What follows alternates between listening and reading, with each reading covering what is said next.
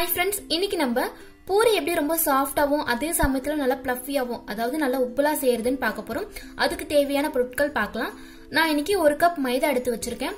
கூடவே 1 கப் போல கோதுமை மாவு எடுத்து வச்சிருக்கேன். நான் ரெண்டுத்தையும் மிக்ஸ் பண்ணி செய்ய போறேன் फ्रेंड्स. இது வந்து உங்களுடைய ஆப்ஷனல். நீங்க கோதுமை மாவுல மட்டும் கூட செஞ்சுக்கலாம், அப்படி இல்லனா மைதா மாவுல கூட செஞ்சுக்கலாம்.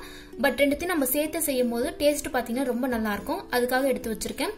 கூடவே 2 டேபிள் ஸ்பூன் போல ரவையை ஊற வச்சு எடுத்து வச்சிருக்கேன். ரவை ஆட் பண்ணும்போது பூரி பாத்தீங்கன்னா நல்லா சாஃப்டா கிடைக்கும்.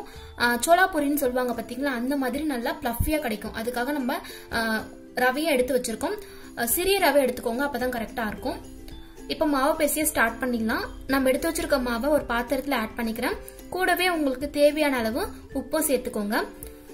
நல்லா கலந்து விட்டுட்டு நம்ம எடுத்து வச்சிருக்க ரவையை ஆட் பண்ணிக்கலாம். கொஞ்சம் கொஞ்சமா தண்ணி சேர்த்து நல்லா சப்பாத்தி மாவு பதத்துக்கு சாஃப்டா பிசைஞ்சுக்கோங்க.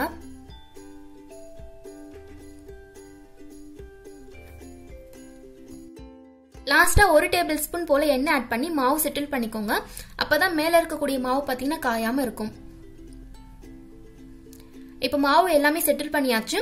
இது ஒரு 20 நிமிஷம் போல ஊறட்டும். அதுக்கப்புறமா நம்ம பூரி செய்ய ஸ்டார்ட் பண்ணலாம். 20 நிமிஷம் கழிச்சு உங்களுக்கு எந்த சைஸ் வேணும்னு பார்த்து மாவு எடுத்து சப்பாத்திக்கு பூரிக்கு நம்ம நார்மலா எப்படி தேய்ப்போமோ அதே மாதிரி தான். ரொம்ப தின்னா தேய்க்காம திக்கா தேய்ச்சுக்கோங்க. அப்பதான் லேயர் லேயரா வரும், சாஃப்டா நல்லா ஃப்ளஃபியா வரும். இதே மாதிரி நம்ம எல்லாத்தையும் செஞ்சு எடுத்துக்கலாம்.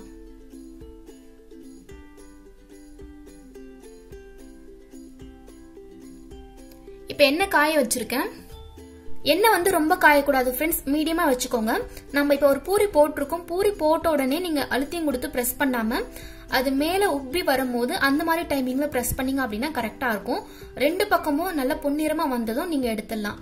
பூரி வேக ரொம்ப டைம் எடுக்காது. எவ்வளவு உப்பெல்லாம் வந்திருக்குன்னு பாருங்க. நம்ம ரவை சேர்க்கும் போது நல்லா முறுமுறுப்பா சாஃப்டாவும் கிடைக்கும், அதே சமயத்துல நல்லா உப்பலாவும் கிடைக்கும். இதே மாதிரி நான் உங்களுக்கு இன்னொன்னு செஞ்சு காமிக்கிறேன்.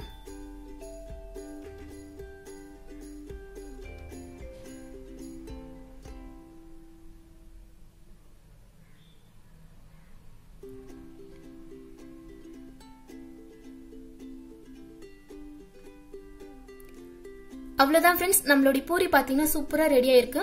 ரொம்ப சாஃப்டா இருக்கும், அதே சமயத்துல பாத்தீங்கன்னா நல்லா உப்பலா கிடைச்சிருக்கும். டேஸ்டும் ரொம்ப நல்லா இருக்கும். இப்ப நான் உங்களுக்கு இதை வந்து பிச்சு காமிக்கிறேன் பாருங்க எவ்வளவு சாஃப்டா இருக்குன்னு சொல்லி. பாத்தீங்கன்னா தெரியும். அவ்வளவுதான் ஃப்ரெண்ட்ஸ், இந்த வீடியோ உங்களுக்கு பிடிச்சிருக்கும், பயனுள்ளதா இருந்திருக்கும் அப்படின்னு நினைக்கிறேன். வீடியோஸ் பிடிச்சிருந்தா சேனலுக்கு சப்ஸ்கிரைப் பண்ணிக்கோங்க. இது போல இன்னொரு வீடியோல பார்க்கலாம். தேங்க்ஸ் ஃபார் வாட்சிங்.